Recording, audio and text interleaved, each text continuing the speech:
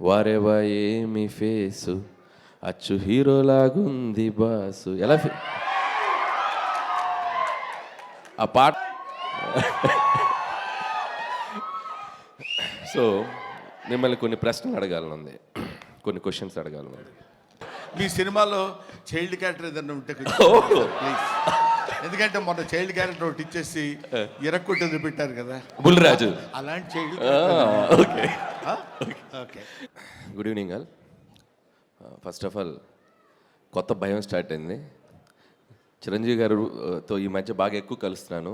ఈసారి ఎప్పుడైనా sir story ఒకసారి మీతో మాట్లాడాలంటే ఎందుకమ్మా ఏదో ఒక ఈవెంట్లో వస్తుంది అక్కడ మాట్లాడుకుందా అంటారు అని భయంగా ఉంది. So once again feeling very happy. ఆయన ఎన్నిసార్లు కలిసినా అదే ఎనర్జీ. అండ్ బ్రహ్మానందం ఈ సినిమా గురించి మాట్లాడే ముందు I would like to talk about producer Rahul Yadav గారు. సో ఆయన నేను ఒకటి రెండు సందర్భాలు ఇంతకుముందు కలిశాను. సో జనరల్గా వరుస సక్సెస్లు డైరెక్టర్కో హీరోకో వస్తే అందరూ హ్యాపీగా ఫీల్ అవుతున్నారు. బట్ ఆయన తీసిన 3 సినిమాలు 3 బ్లాక్ బస్టర్స్. సో మల్లిరావ కానీ, వివేక్ ఆత్రేయ కానీ, అండ్ మసూదా కానీ. సో మంచి టేస్ట్ ఉన్న ప్రొడ్యూసరు. సో నిర్మాతలు అలా వరుస హిట్లు ఇస్తూ వెళ్తుంటే అది చాలా చాలా బాగుంటుంది. వాళ్ళు ఇంకా మంచి మంచి సినిమాలు తీస్తూ ఉంటారు. సో ఈ సినిమా కూడా ఆయన టేస్ట్కి తగ్గట్టే ఉంటుందని నేను నమ్ముతున్నాను. And first of all and I wish all the best Rahul గారు అండ్ టీమ్, అలాగే ఈ సినిమాకి పనిచేసిన మిగతా కాస్ట్ అండ్ క్రూ అందరికీ. అండ్ ముఖ్యంగా ఎంత ఎదిగినా అసలు ఎదగనట్టు మిమ్మల్ని కిషోర్ గారు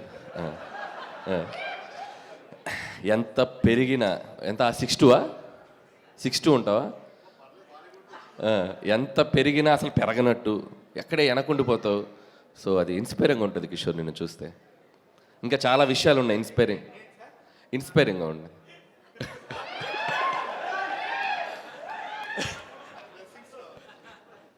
బ్లెస్. ఇంకా వేరే ఇన్స్పిరేషన్స్ మన తర్వాత మాట్లాడుకుందాం.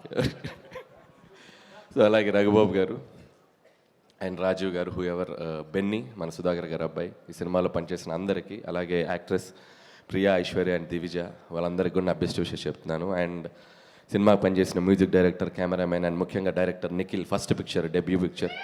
సో తనకు కూడా ఒక డైరెక్టర్గా ఇండస్ట్రీలో మంచి పేరు రావాలి, బాగా నిలబడాలని కోరుకుంటున్నాను. అండ్ ఈ cinema hero Raja Gautam. And ఇంకో హీరో కాదుగా మీరు? కాదు కదా, మీ గురించి మాట్లాడదు. సో రాజా గౌతమ్ గురించి చెప్పాలి. అండ్ బ్రహ్మానందం గారు లాంటి ఒక లెజెండరీ యాక్టర్ కొడుకు అయినా కూడా తను ప్రూవ్ చేసుకోవడానికి సినిమా టు సినిమా చాలా కష్టపడుతూ హార్డ్ వర్క్ చేస్తూ ఇంత దూరం వచ్చాడు. అండ్ ఈ cinema Gautam, I wish you all the best. ఖచ్చితంగా ఒక పెద్ద హిట్ కొట్టాలని మనస్ఫూర్తిగా కోరుకుంటున్నాను. అండ్ నాకు సీతారామ శాస్త్రి గారు బ్రహ్మానందం గారికి ఒక పాట రాశారు, గుర్తుందా సార్ మీకు? వారేవా ఏమి ఫేసు అచ్చు హీరోలాగుంది బాసు. ఎలా ఆ పాటలో చరణంలో ఒక లైన్ ఉంటుంది, చిరంజీవి అయినా పుడుతూనే మెగాస్టార్ అయిపోలేదయ్యా, తెగించే సత్తా చూపందే సడన్గా స్వర్గం రాదయ్యా. సో ఆ ఇన్స్పిరేషన్ అనేది నిజంగా రాజా గౌతంలో నాకు బాగా కనపడింది. సో డెఫినెట్గా ఈ సినిమా నిన్ను హీరోగా నిలబెట్టే సినిమా అవ్వాలి. అలాగే పొద్దున్న లెగిస్తే మనల్ని కొన్ని దశాబ్దాలుగా మనల్ని నవ్విస్తూ మనస్ఫూర్తిగా మనకు ఆనందిస్తున్న బ్రహ్మానందం గారు కొడుకు సినిమా సక్సెస్తో ఆయన మనస్ఫూర్తిగా ఆనందంగా ఉండాలని కోరుకుంటున్నాను నేను. అలాగే ఇందాక బ్రహ్మానందం గారిది ఒక మ్యాషప్ వీడియో చూసా, ఒక ఎంట్రీ ఇచ్చారు ఇలా జక్. అది చూసాక ఒకటి అనిపించింది, వెంటనే నెక్స్ట్ బాస్ సినిమాలో ఒక చిన్నగా అలా ఎలా వస్తారు ఎంట్రీ. సో మిమ్మల్ని కొన్ని ప్రశ్నలు అడగాలనుంది, కొన్ని క్వశ్చన్స్ అడగాలనుంది.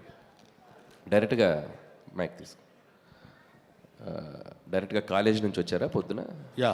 షర్ట్ ఏం చదువుతున్నారు సార్? ఏం చదువుతున్నారు? Third year BCom. BCom third year. Okay okay. అంటే 5 years చదువుదామని అనుకున్నాను. Okay okay. ఇప్పుడు థర్డ్ ఇయర్లో ఉన్నాను. థర్డ్ ఇయర్లో.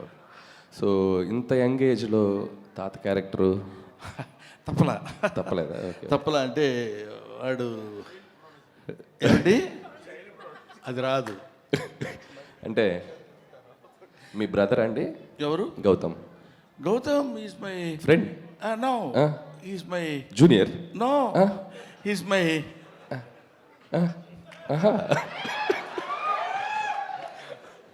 He's my bro yeah so ఇంత తక్కువ వయసులో ఇంత బరువైన పాత్ర మీ పోషించి బ్లెస్సింగ్స్ వద్దు సార్ మీ సినిమాలో చైల్డ్ క్యారెక్టర్ ఏదైనా ఉంటే ప్లీజ్ ఎందుకంటే మొన్న చైల్డ్ క్యారెక్టర్ ఒకటి ఇచ్చేసి ఇరక్కొట్టి వదిలిపెట్టారు కదా బుల్రాజు అలాంటి child okay okay so so Brahmanandam గారు నిజంగా గిన్నీస్ బుక్ కాదు బ్రహ్మి బుక్ అని ఒకటి రాయాలి.